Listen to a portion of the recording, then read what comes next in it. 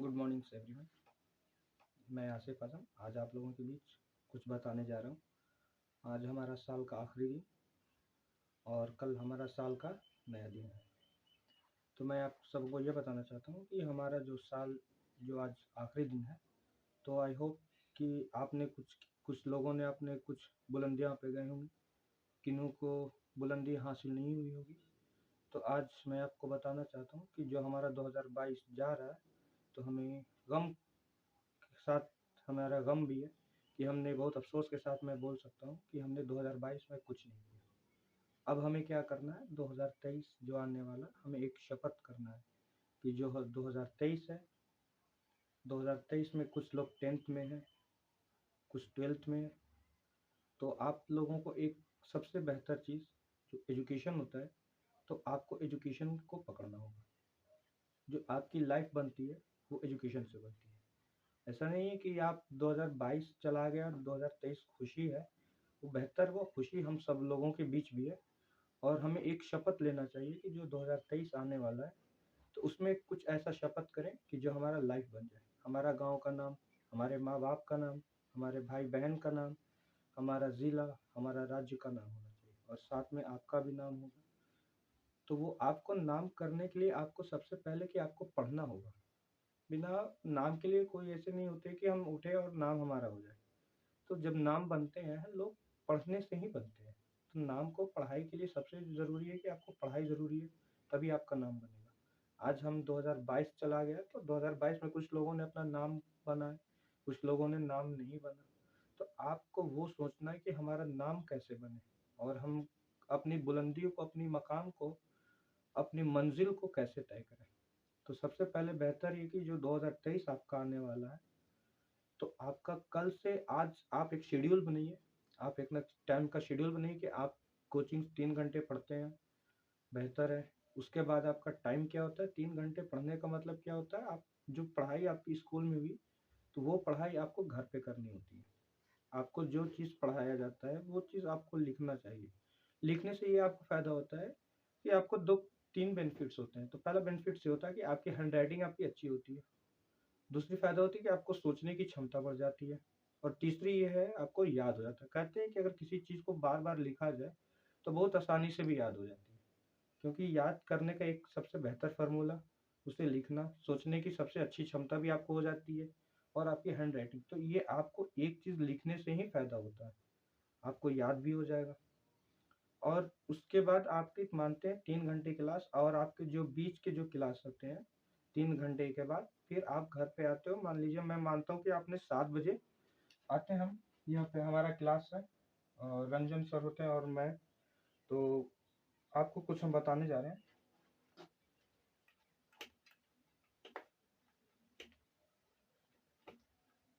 आप अपना एक शेड्यूल बनाइए सबसे पहले कि आप जो आज साल का आखिरी दिन है, तो आपको स्टार्टअप कल से करना होगा 2023 से। तो आपका 2023, कुछ लोग ऐसे स्टूडेंट होते हैं जो आपका मान लीजिए कि 2023 में मैट्रिक का एग्ज़ाम देते हैं, सॉरी 2024 में, और 2024 में कुछ लोग इंटर का एग्ज़ाम देते हैं। तो आपका ये जो 2024 मैट्रिक और जो इंटर का एग्ज़ाम है, तो इसमें आपको करना क्या है कि आपको इसमें एक अच्छा रैंक लाना है। आपको मान लीजिए टोटल एग्ज़ाम आपका 500 का होता है, ये टोटल एग्ज़ाम है 500 मार्क्स का होता है। और आपको इसमें करना क्या है कि आपका जो 2023 है, आप एक शेड्यूल बनाइए। सबसे पहले शेड्यूल कैसे बनाएंगे, तो मान लीजिए आपका क्लास स्टार्ट कितने बजे से होता है। मान लीजिए कि आपका क्लास सुबह 7 बजे से स्टार्ट होता है, 7 AM से 10 AM तक। ये आपका पहला क्लास है। आप कोचिंग जाते हो या खैर आप सिर्फ स्टडी करते हो या आप ऑनलाइन स्टार्ट करते हो, तो आप ये क्लास का शेड्यूल होता है 7 से 10 बजे तक का। और दूसरा आप क्या करते हो, आप 10 बजे आने के बाद आप इतना शेड्यूल बनाओ कि 10 बजे मैं क्या करूँ, ब्रेकफास्ट करूँ। ब्रेकफास्ट अब उसके बाद एक अपना शेड्यूल आप तैयार कर लो। 10 से आप क्या करते हो, 10 के बाद आप 10 से मान लो आप 10:30 तक मैंने ब्रेकफास्ट का टाइम रख दिया 10:30 तक। मैक्सिमम लोग 10:30 तक ब्रेकफास्ट कर लेते हैं।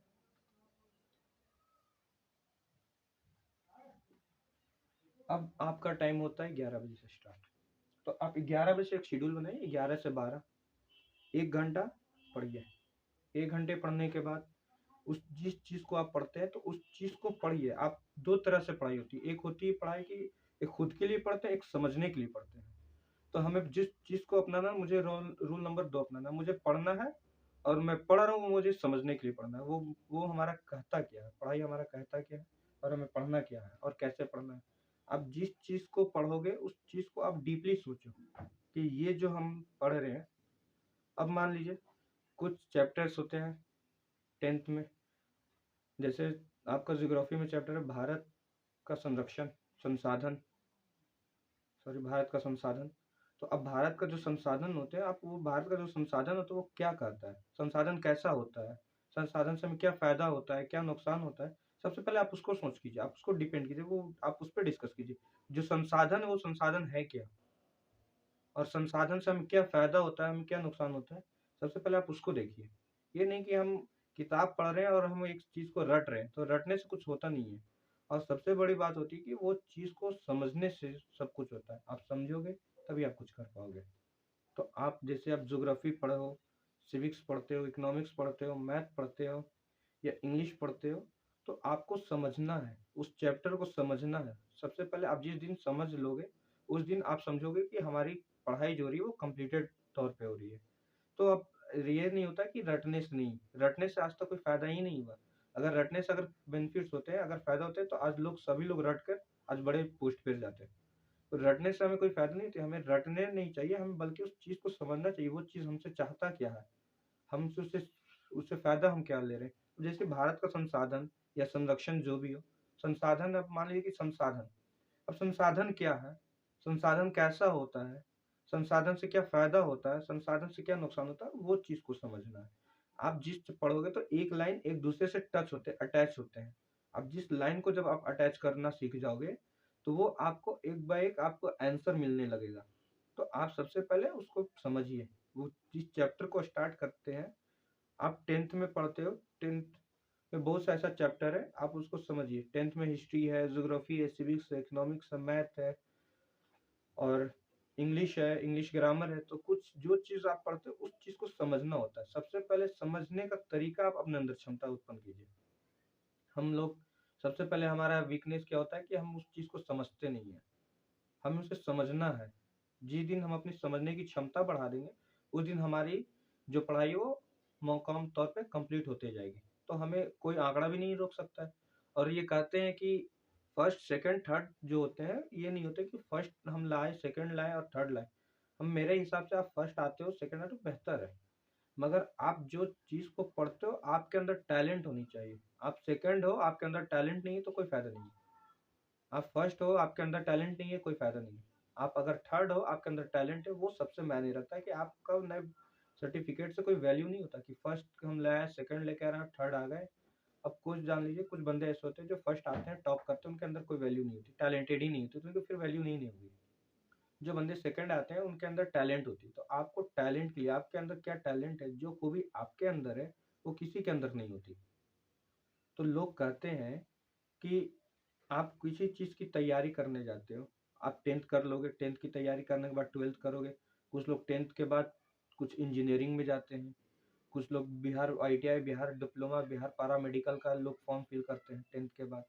12th, कुछ लोग 12th करते हैं, कुछ लोग साइंस बैकग्राउंड लेते हैं, कुछ आर्ट्स लेते हैं, कुछ कॉमर्स लेते हैं। तो आप जिस फील्ड में जाते हो उस फील्ड को आप बेहतर समझो, उस फील्ड से हमें बेनिफिट्स क्या होते हैं। लोग साइंस करते हैं, साइंस से इंजीनियरिंग लाइन में चल जाते हैं, कॉमर्स से बैंकिंग लाइन में चल जाते हैं। जो आर्ट्स होते हैं वो लोग सोचते हैं कि जो आर्ट्स करते हैं वो बेकार होते हैं। ऐसा नहीं कि जो आर्ट्स पढ़ाई कर रहे हैं वो लोग बेकार हैं, बल्कि वो लोग भी सक्सेस ही इंसान होते हैं। आपको किसी चीज़ के लिए, पाने के लिए आपको कुछ होना पड़ता है। तो आपको हर कुछ चीज़ की ज़रूरत होती है। और लोग कहते हैं, गांव वाले लोग कहते हैं कि ये बंदा से नहीं होगा। ये सबसे बड़ी एक प्लस पॉइंट होती है, गांव के लोग आपको नर्वस करते हैं कि ये तुमसे नहीं होगा। लोग जानते हैं जो आप कर लोगे वो कोई नहीं करेगा, क्योंकि आपके अंदर वो कैपेसिटी, वो एबिलिटी होती है कि जो आपके सिवा और कोई नहीं कर सकता। कहते हैं कि अगर हर इंसान के अंदर एक गुण ऐसा होता है जो इंसान पहचानने में देर कर देता है, जो इंसान पहचान तुरंत लेता है।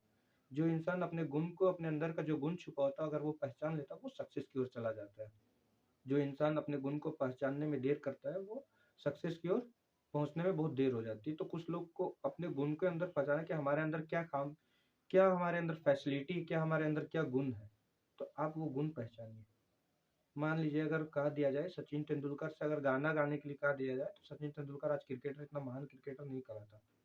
अगर लता मंगेशकर को अगर कह दिया जाए तुम क्रिकेट खेलो, तो वो आज क्रिकेट पे रहती तो वो एक बड़ा सिंगर, बहुत बड़ी सिंगर नहीं बनती। आज हर लोग उस फील्ड को जानते हैं, इस लता मंगेशकर सबसे अच्छी सिंगर है, हमारा क्रिकेट में सबसे अच्छा बल्लेबाज सचिन तेंदुलकर है।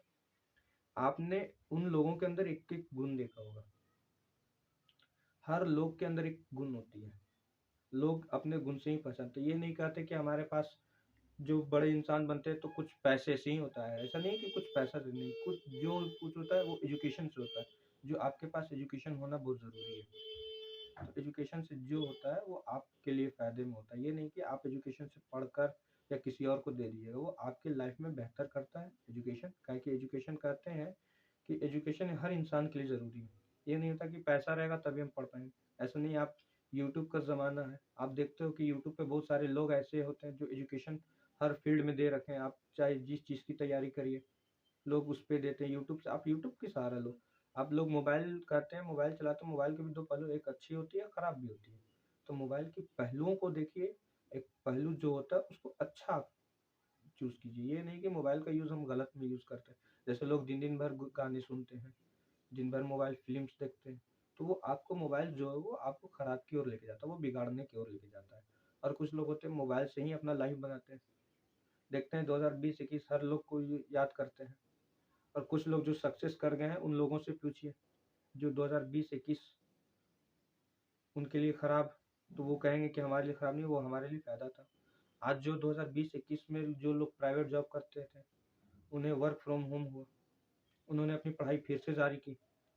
आज लोगों ने यूपीएससी, बीपीएससी, बिहार दरोगा लोगों ने 2020-21 में निकाला। तो वो जो देखते हैं, जो हमारा जो साल जा रहा है, तो उसमें हमें अफ़सोस करना चाहिए कि हमें ये अफ़सोस करें कि हमने 2022 में मैंने कुछ नहीं किया। अब जो 2023 आने वाला, मैं उसमें एक शपथ लेता हूँ। 2023 में मैं एक प्रतिज्ञा लेता हूँ और मैं 2023 में मैं अपनी पूरी पढ़ाई शिद्दत से करूँगा, और 2024 में जिनका मैट्रिक इंटर का एग्ज़ाम होगा, वो 2024 में एक बेहतर रैंक लाकर अपना नाम, अपने गाँव का नाम, अपने ज़िला का नाम, अपना राज्य का नाम रोशन कर सकते हैं।